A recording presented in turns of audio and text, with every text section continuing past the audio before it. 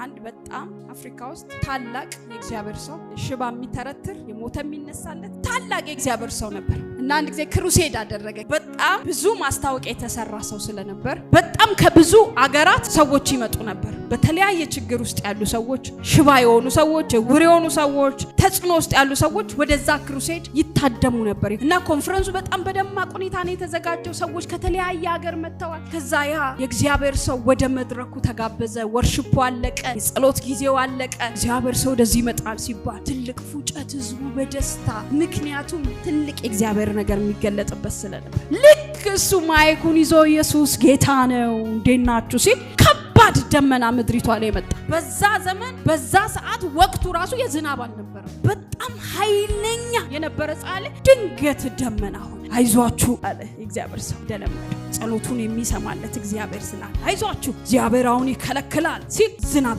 ጠብ ማለት ጀመረ። እንደነገርኳችሁ በጣም ትልቅ አመታዊ ክሩሴድ ነው። ከብዙ ሀገር ነው ሰው የተሰበሰበው። ስቴዲየሙ ጤም ብሏል። ሰው ኦቨርፍሉ ከደጅ አለ። ከዛ እጁን ዘረጋና እንደዚህ አለ፣ አባቶ ያለ ይህ ዝናብ እንድትከለክል ሰማያት እንዲዘጉ አዝዣለሁ ሲል በኃይል ዝናብ ዱብ ማለት ጀመረ።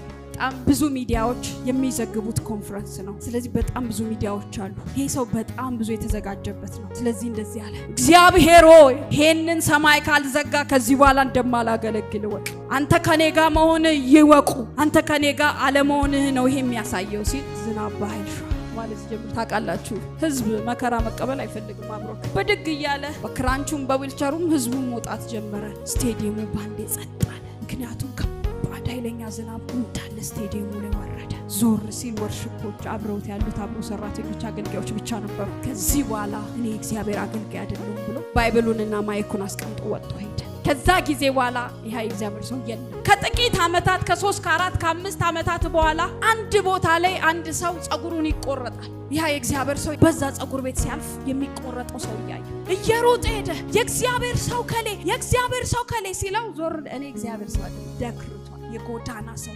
እባክህ አለው። ይሄ ጸጉሩን ይቆረጥ የነበር ሰው ብዙ ዘመን ስፈልግ ነበር፣ ብዙ ዘመን ምስክርነት ነበር ይላል። አዎ ብዙዎች በእኔ ተሰርቷል፣ እኔ ነው እንጂ አብሮኝ የሌለው እግዚአብሔር ኖ እግዚአብሔር አብሮክ ነበር። እባክህ 1 ደቂቃ ስጠኝና ልመስክርልሃልና በግድ ያስኩት ነገር ልንገር፣ እግዚአብሔር ካንተ ጋር ነው አለው። ይሄን ስም መስማት አልፈልግም ሲል ግድ የለም ትዝ ይልሃል በዚህ ጊዜ እንድትን ስቴዲየም ክሩሴድ ፕሮግራም አድርገ። አዎ ከዛ ወዲህ ነው ህይወቴ እንዲሆን እኔ ማለት ከንዲ የሚባል ግሩፕ ትእዛዝ ተሰጥቶኝ በዛ ስቴዲየም አቅራቢያ ፎቅ ላይ ነበር።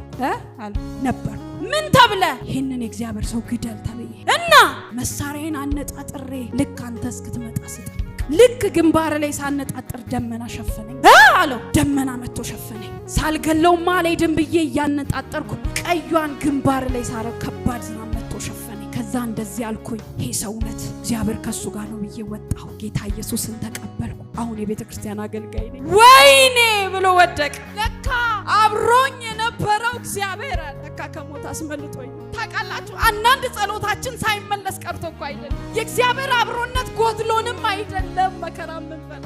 እግዚአብሔር ዝም ሲል ከሆኑ ነገሮች እያስመለጠን። ምን አለው? ልገል ነበር፣ ግዳጅ ተሰጥቶኝ ነበር። ከአንድ የጥልቅ ቦታ ላይ አባል ነበርኩ። ግደል ተብዬ ለኔ ነበረ የተሰጠኝ። ልገድል ሳነጻጽር ደመና ሸፈነኝ። የምን ደመና ብዬ እንደምንም ብዬ አነጣጥሬ ቀዩን ሳበራብህ ታላቅ ዝናብ መጥቶ ዘነበ። ህዝቡም ተበተነ።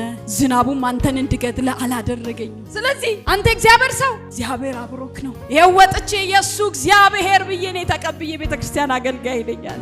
ያ ሰው በዚህ ሊገድለው በነበረው ሰው እጅ ንስሐ ገብቶ ወደ እግዚአብሔር ቤት ተመለሰ።